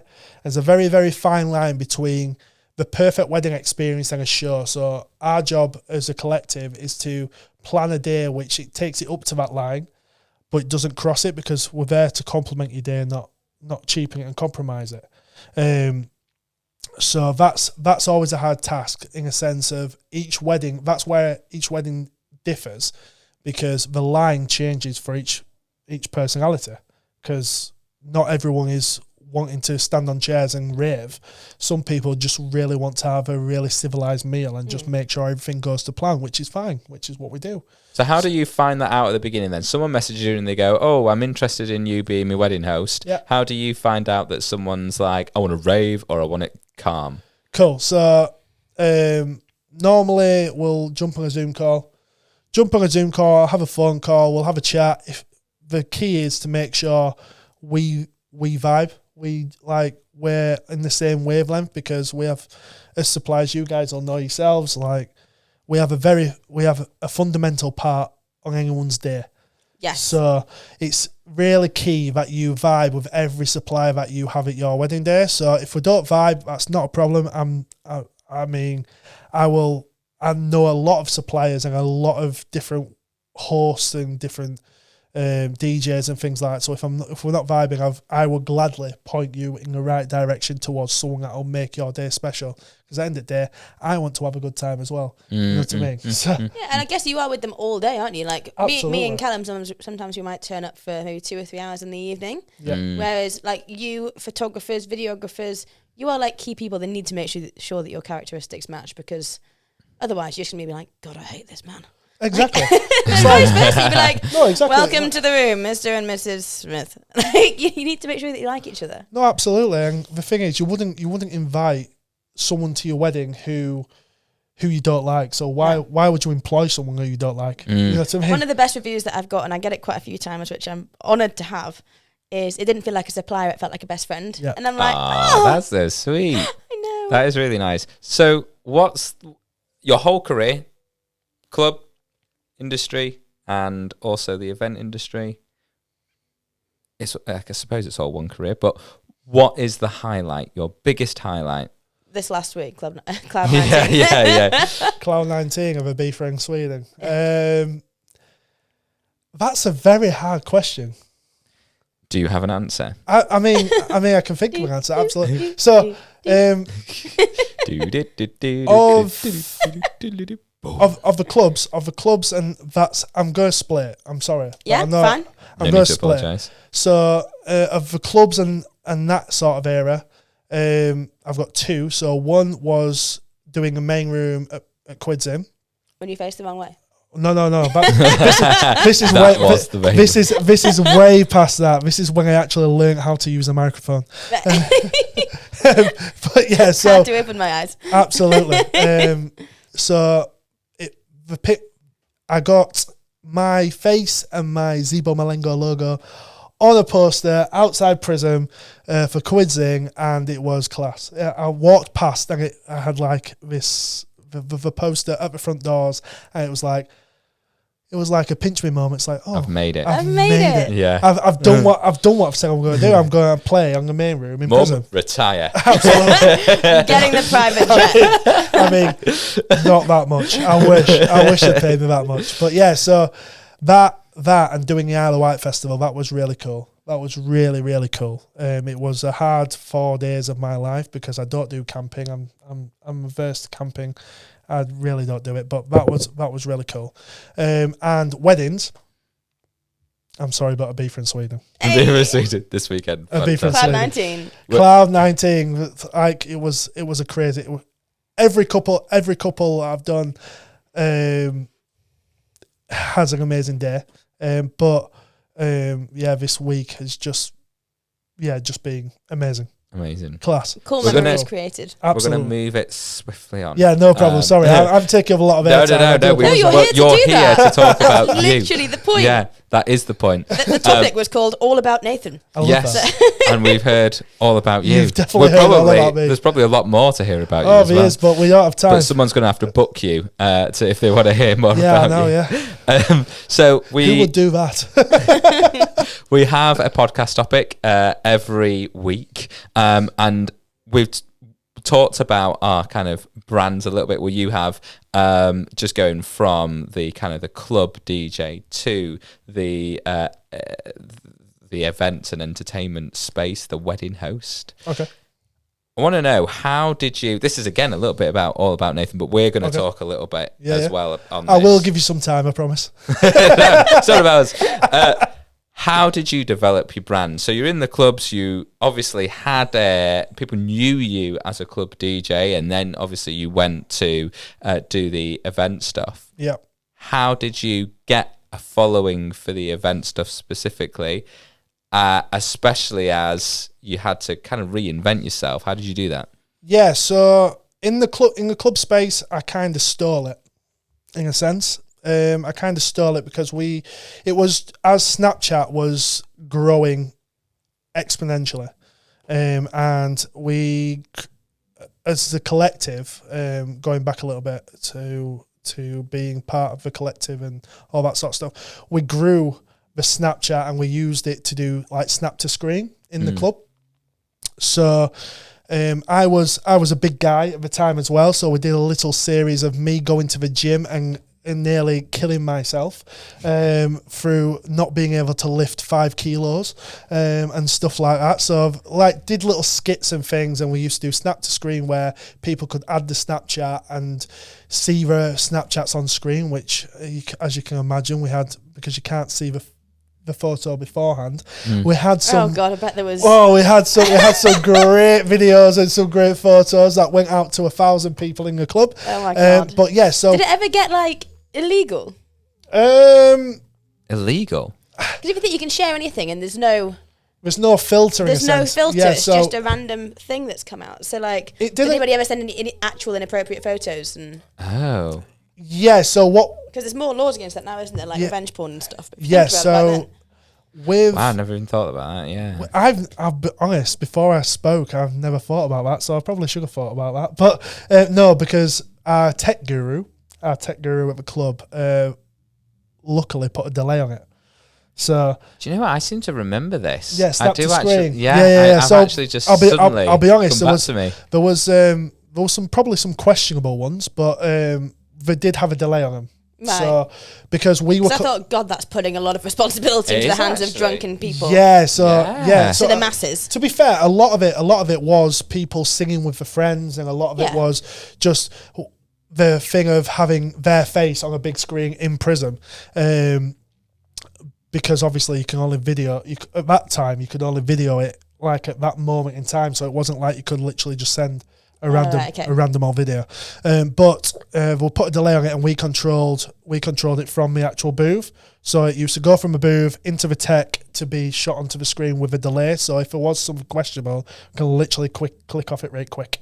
But yeah, there was some. So was that linked to your brand image then at the time? No, As, like, so people knew you Yeah, did so that? what we used to do with that, we used to put my gym story on there as well. Yeah. And then I kind of gained a following on Snapchat from the big Snapchat. Now it makes sense. It had Gotcha. about 30,000 people on it. At one Oh my point. days. Wow. It was mental. Okay. Like You not were like a celebrity though for all the people who went yeah, religiously. it was mental. Like we created this character Zebo Malengo, and I kind of built a following on that, and then transpired it onto Instagram, and that started to grow and things like that. But then moving swiftly into the event space. Yeah. This is good ask. The events and weddings, I kind of had to reinvent myself in a sense. You were no longer Zebo Malengo. No longer, it wouldn't cut at weddings. You're not gonna pay. I'd book him. You would. Could you not just like take off all the photos, change the name, keep the following? Is that Yeah. what you So did? on the Instagram, that's what I did. Right. On the Instagram, that's what I did, because if I'm honest, the people that were going to Quidzing back then, they're kind of the age where they're getting engaged and getting married God, and yeah. things like that. So it kind of helped, and God, that's so clever. having some club photos on there and stuff like that kind of helped me as well, because you reap what you sow. So the people that are interested in house R&B and all that sort of stuff from back in the day, they're kind of the ones that are getting in touch with me. Yeah. So it's perfect. It kind of worked perfectly. And obviously with the baptism of fire of going through the agency and doing an abundance of gigs and things like that, that kind of built up my reputation in the wedding space, getting to know the suppliers, getting to know the venues. It kind of all amalgamated. Is that the word? Yeah. Is that a word? Sorry. I'm so dyslexic, it's unreal. But it all amalgamated into one, and I did a little bit of research I did marketing at university. Yeah. So I did a Mickey Mouse degree in football, business and marketing, but I kind of took a little chunk of the marketing. And I have a very good friend of mine who used to work for Google. So I kind of sat with him and we had a look at colours and things like that kind of worked. And I got coloured up for a suit which was blue and pink. So blue with a pink detail. So on all my branding now, I kind of used the colours from a suit to build the website, to build. Is that the suit you always wear then? Blue and pink? That is the suit that I've worn for all my gigs for about 3 years. it's kind of changing now because I can't find the same suit again. I've even gone to Matt Darcy and been like, I need this suit in these colours because it kind of fits my brand. But yeah, so I kind of use the colours that the suit man gave me to build this brand, because if you're seeing me in this suit and you're seeing a card, or you're seeing my little logo, or you're seeing a big logo, it's all got to tie into one. All got to tie into one. 100%. Or else it just doesn't fit. So that's kind of where the brand came from. And then it started as Nathan Connolly Wedding Host. That's the actual logo with a little knot on the top. But then I went on Instagram when I was changing the name from Zebo Malengo, and I'm like, I'm going to try this because I don't think I'll be able to get it, but I should be able to get it. Like, I'll give it a go, see what happens. I typed in Nathan the Host because it rolls off the tongue. Nathan the Host, yeah. And it does exactly what it says on the tin. And I got it. Amazing. Sick. So I got it for free, so I'm like, yeah, Sam, no problem. And then it's stuck. And then it kind of stuck Nathan the Host. I mean... Yeah. How did you choose the blue and pink? Sorry, did I miss that? Yeah, so the blue and pink comes from a suit. Yeah, but was that just because it was a suit that you liked? Yeah, it was. I went to a suit shop in Skipton, which is near where I live, and the guy, he did my colours, and he was like, "Oh, so you got colorized?" Yeah, so you clever. suit these colours. I'm like, oh, okay. Yeah, but it makes such a difference being colorized. Honest to God, you go from God, that suit's nice to you look fantastic. Yeah, like it makes such a difference. You need to do it. You look good in that suit. I'm like, okay, I don't think I do, but I look good in everything. So it's hard being so perfect, isn't it? Yeah, oh God. Actually, you look good in that red though. That's the first Oh, thing I thank noticed. you. The first thing I noticed when I saw you, I thought you looked nice in it. This old thing. It's new. Sorry, we cut you off. But yeah, no, so it all came from that moment of, I'm going to buy a suit to hosting. What sort of colours will I suit? And he put a couple. What suit will I suit? Yeah, what suit will I suit? Oh. Yeah, I'm a poet and I didn't even know it. What can I say? But yeah, so he kind of was the maker of the colours that I use for my branding. Aww. And then I kind of went on Wix and built a website, and then I did the logo maker, and I brought in a knot because I thought it was quite cool, and it's like, oh, we're tying the knot. Yeah, so yeah, that's where it all kind of stemmed from. And then, yeah, the colours have kind of stuck, so everything now is... Oh. Don't mind me. I'm just eating a cashew. It's in the back there. Yeah, it was just in the back and I was a bit hungry. Sorry. You were saying... have I been talking that long? No, I apologise. No, I didn't mean it like that. My stomach. Should we just order I'm a Burger actually King slightly worried. Yeah, literally. Shall we get I had this idea to order in pizza, but then I was like, it'd just be covered in the mic would be covered in it. Oh. But sorry, I just needed one little little cashew. Why did you say that? Now we want pizza. No one want pizza. You were saying... I cut you off.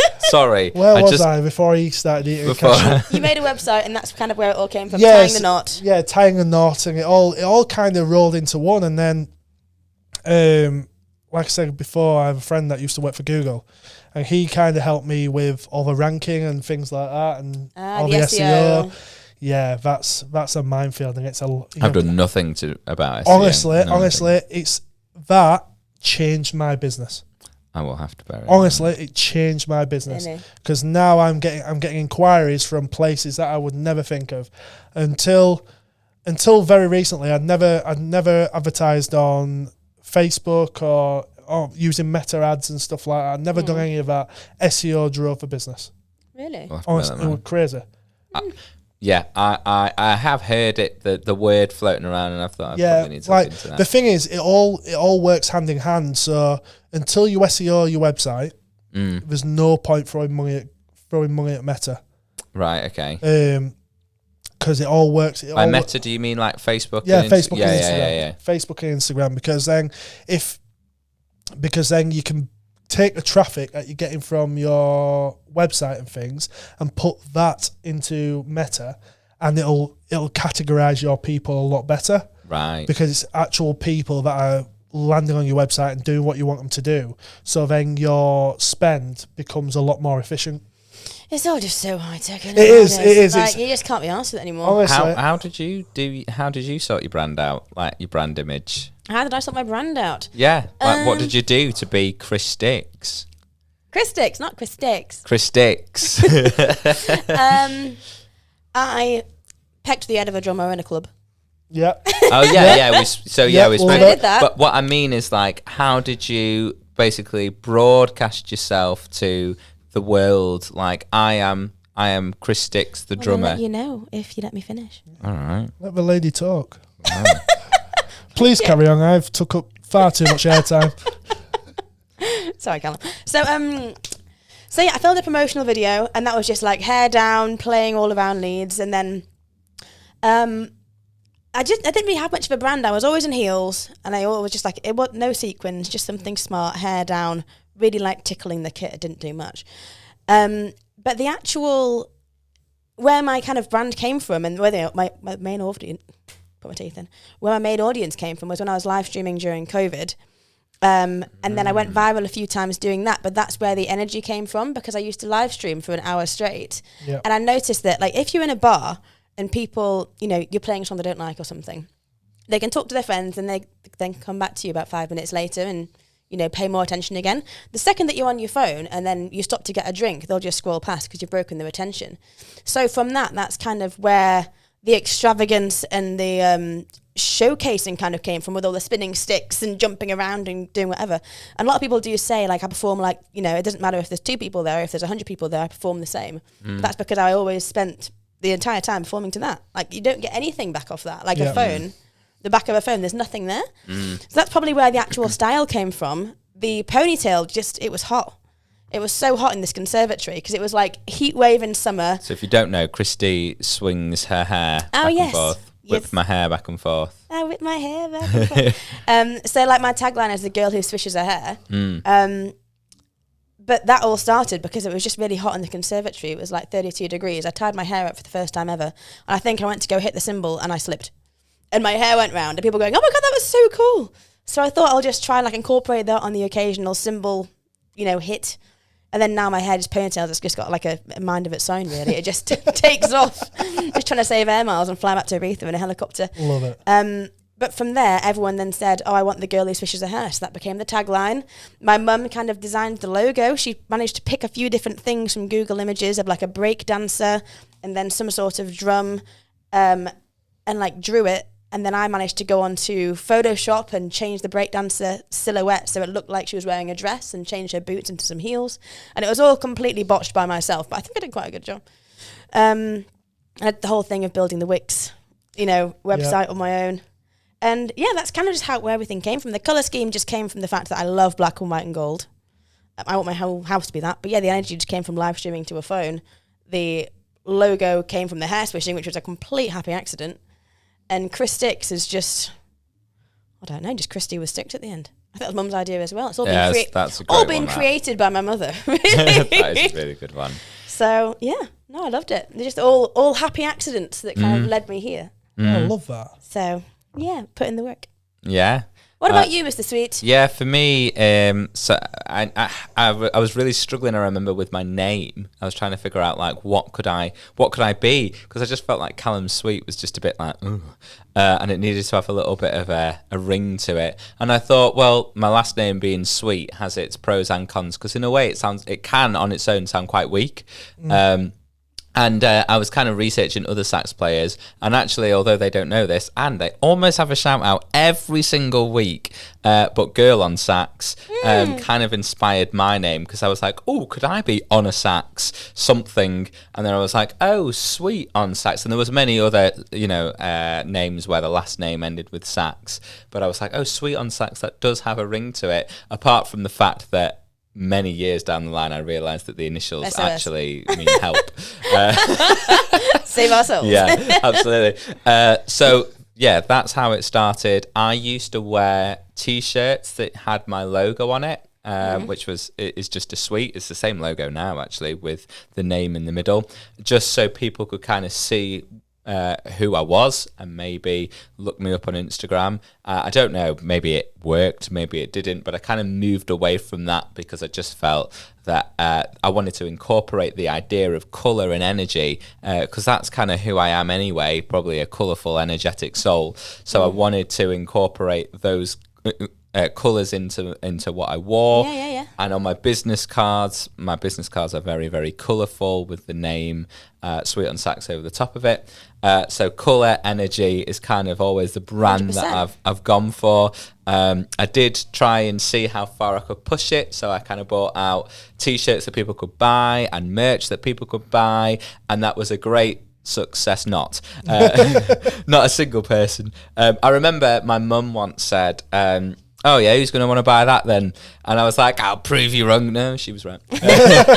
No one. But that was just kind of the early days of me trying to figure out, how popular I was. Clearly not very. And just kind of moving my name forward and kind of getting more popularity and notoriety. So yeah, that was me really. Yeah. No, I love it because I think your logo is like you say, it's round and it's colourful and it is just full of energy and like. That's who I want to be on the dance floor as well. It is just you. Whereas if I compare yours to mine is like white background, gold foil, really stand out black square, the drumsticks coming out, and it's like sleek. It's all monochrome and gold. And I think I'm trying to go for like the classy, polished. Even though I am bloody chaotic the second I get on a dance floor. Before I do anything, I look quite sleek and polished, and then I end up sweating half my weight in water. I look like I've been dragged through a tumble dryer at the end. But the initial impression... Dragged through a tumble dryer. But the initial impression's quite good. I'd like to think. We're both very energetic, though. I think all three... I think the thing about this podcast... There's a lot of energy in this room. Oh, yeah. Yes, and that is why we are reaching into the longest podcast to date. How long? We are on 100 minutes. Oh my gosh. Currently, which works out at an hour and 40? Hour and 40. Yeah, and we have still yet to get to our favourite, my favourite bit of the week, which is the gig story feature. So we will fly through this at... No, we'll just take our own time. Yeah. Sod it. I hope you're on a long drive. Yeah. Well, you could listen to half of it on the way there and half of it on the way back. Absolutely. And if you're tired, pull over. Yes, we do always say that. If you're tired, do pull over. Do some star jumps. Black coffee, star jumps. Scream out the window. Yes. Scream out the window. Yeah, call someone. Yeah, call a friend. Or listen to the podcast. If you are tired and you're listening to this, then obviously we're not energetic enough. No, clearly not. Maybe we need to jump up and down and do some star jumps. Not in this top. I wore the wrong top today. So Nathan, start us off. Do you have a gig story? You said before the podcast, I've got a few, but I don't know if they're I've got a few, but I don't know if they're appropriate. Everything's appropriate. He can bleep it and then don't mention any venues or names. A bleep for 5 minutes. Yeah, pretty much. But just your best one, please. So I do have one actually. That isn't actually. It won't be. It shouldn't be bleeped. Let's put it that way. I thought there was a fly in the room. All of a sudden, if you're watching, if you're listening, sorry, let me describe what happened. Gosh. Nathan looked around very quickly away from the mic, and I thought there was like a bug in the room. And then in reality, he was blowing a burp into my direction. I do apologise. That was absolutely disgusting. I do apologise. I couldn't turn Mario. I just saw the back of your head suddenly swish, and I was like, "What's going on?" It was the noise which drew the attention, and then drew me to look at him, and then he just looked at me and went. Wait till you edit, you'll hear it. Anywho, gig story, right? Yeah. So, last year on the run up to a wedding, I thought everything was going really well. Normally, I'll call the couple if it's just a DJ gig. But if it's a DJ gig, you don't have all the prep and planning of all the timings in the daytime. So I'll call them like the week before wedding week to check in what your first dance is. Are you cutting a cake? Are you doing what you're doing in your day? Have you got any other artists? Blah blah blah blah blah. What your timings are. Anyway, so I have this number for the couple. I ring the number and a gentleman answers. And nice gent for what I thought. I was saying, hi, it's Nathan, it's your DJ for your wedding. Just a quick call to run through timings and is this a good time? And he said, it's a good time, but I'll be honest, mate, I don't have a clue about anything. It's the other half that knows all the information. Normally the case. So he gave me her number. And then I rung the lady, and I said that again. Hi, it's Nathan, blah, blah, blah. And she said, now's a good time, but did he tell you what's happened? I'm like, no. What's No. What's happened? And basically, she went on to say, so I've just found out he's been cheating on me. Oh no! I've just found out he's been cheating on me for a while, and I'm no longer getting married. Oh my God! But I am having a party because Yes! I am having a party, Yes! and in that moment, my heart went from sinking to going, I'm still gonna get paid. go on, girl. Well, this as well, but I'm like, yes, go on, girl. Damn straight. Absolutely. Yes, we're going to have a party. No worries. Right, so she told me about the event and stuff and what she's thinking about and stuff. And I'm like, right, cool, put the phone down. On the run up to this day, I had that much anxiety because I'm like, what is going to happen? Because obviously I don't want to get there and it be somber. You know what I mean? Like, because on this gig we had sax, we had percussion, we had my big setup in a sense, movers, like CDJs, all that sort of stuff, like proper club setup. And I got there and obviously his half of the family wasn't there. Luckily it was a smaller venue. But yeah, so obviously there was no first dance. Was she wearing a wedding dress? She wasn't. She was wearing. I don't think it was her wedding dress, but she was wearing white. Okay. And she had a tiara, and she looked. I'll be honest, she looked absolutely stunning. Absolutely stunning, honestly. And the family looked absolutely stunning. They had some alpacas out front. I were like, this is really cool. I'm like, I'm worried about how I'm going to speak to you, but I'm loving the fact that you got alpacas outside your wedding, which isn't a wedding anymore. And anyway, so I said hello, all that sort of stuff, and she said, thank you for coming. Obviously, we're not doing a first dance, we're not doing any of this, but I just want to have a party. And I'm like, cool, not a problem, we'll have a party. We've everything set up in there. We've got sax, percussion. We'll absolutely smash it. You just let me know when you want to come inside, and until that time, we'll play some nice music and stuff, and then we'll have a party. Anyway, it got to about 9:00. Evening food happened. She came in, and we had a decent party. I mean, it wasn't like room from wall to wall, blooming raving and stuff, but all the guests enjoyed.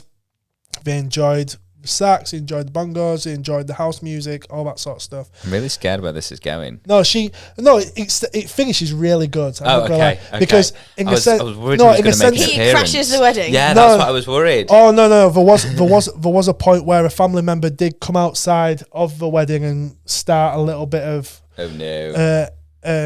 tried to start a little bit of bad energy, but he was swiftly moved along, Okay. and we carried on having a great time.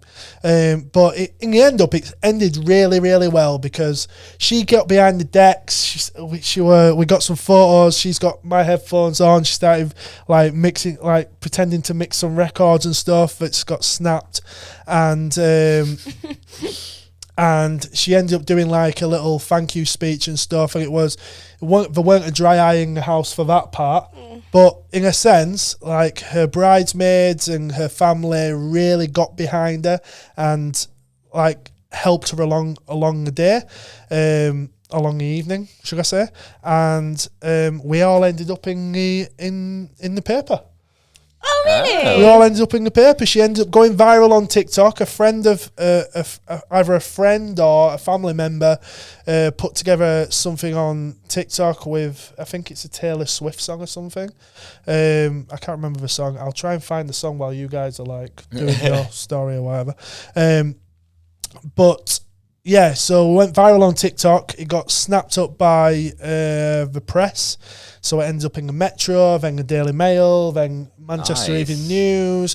It ended up getting like, I think it was like 500,000 views or something like that. Sorry to interject. Can you just imagine, one, how bad it must be to say, by the way, I've cheated, so you're all uninvited to the wedding, as am I. Yeah. Second of all, to have your ex-fiancé famous. Yeah. Because you cheated. Absolutely. I mean, You'd be absolutely livid. I think the headline wrote that I got cheated on days before my wedding, so I had a party anyway. Yeah. Yeah. That was straight. That's I so mean, good. You've paid for everything. You've booked everything. Absolutely. Bloody do it. Sod him. Absolutely. Or And her. like I said, like she looked amazing. The family was amazing, and we had it was class. It was really, really cool. I've seen one on TikTok where they were at the end of the aisle and they were about to do the vows. And I think she does her vows or something, and it goes to him, and he goes, I don't. Because I know that you've been cheating with my best man over there for however long. Wow. Like at the end of the altar. Oh my God. With all the family there, all the friends there, everyone there. And he goes, I think you can leave now, and all you guys, all your friends and family, you can leave as well. And you can definitely off as well. Oh my And then God. they just have a big party. Is that like real? Yeah, he Oh my actually God. waits till the wedding day and then just mic drops. That's very Coronation Street EastEnders, isn't it? I know, but you've paid for it all anyway. I mean, Yeah. I mean, fair play. Wow. Fair play. I mean, Literally. how hard would that have been to keep? Yeah, but like Secret your to fiance, yourself. down. your Yourself. fiance and your best mate have been doing whatever for however long. Yeah. How awful would you feel? So you're like, you know Wow. what? I'm just going to tell everybody No, absolutely. But like and then get drunk. on the run up to it, I don't know if I'd be able to do. I won't be able to do that. Like No. keep it down and keep looking at you. Yeah, I know. that is good You know what I going. mean? For good on you, good on you. Honestly, oh my, that's mental. But Nathan, Hello. thank you very much. Sorry. That sounded Oh, very... why? Oh, God, that's so Nathan. random. Thank you very much for joining us today. No problem. I think we might leave our stories for another day. Yeah. Yeah. I'm sorry, I've took up No, all the no, time. it's Stop been apologising, great. it's You don't need to good. apologise. Basically, we have loads of stuff on the schedule to do in case we need it. All right, cool. And we have not needed it today. We put extra podcast topics in and all sorts just in case. I can guests talk. can't I can speak. talk for England, Wales, Scotland, and the whole of Europe. So yeah, No, thank you very much for coming on. It's been a really good podcast actually. It has. It's been I've very really enjoyed insightful. it. Lots of interesting things said. I bet. No, genuinely. I say that to all the guests because it's true. And specifically this one as well. So yeah, if you are driving, like we say, pull over. If you're feeling tired, we hope that you make it to your journey safe and sound. You can follow Nathan on his Instagram with the handle Nathan, the host. Amazing. Nathan, Thank the you. host. And you will see us again in probably 2 to 3 weeks, as Yes. that seems to be our schedule, 2 to 3 weeks. I'm sure we've got a great podcast lined up there as well. Thank you very much, Christy. Thank you very as much, Nathan and always. And I will bid you all farewell. Lots of love. Oh, I'm forgetting something. Oh, yeah. I will bid you all farewell and lots of love, but please email in at the We Make It Happen podcast. We Make It Happen podcast At at gmail.com. gmail.com. Thank you to all the people that haven't emailed in. We love it so much. But thank you to all those who have messaged in on the We Make It Happen podcast Instagram or commented or said something positive.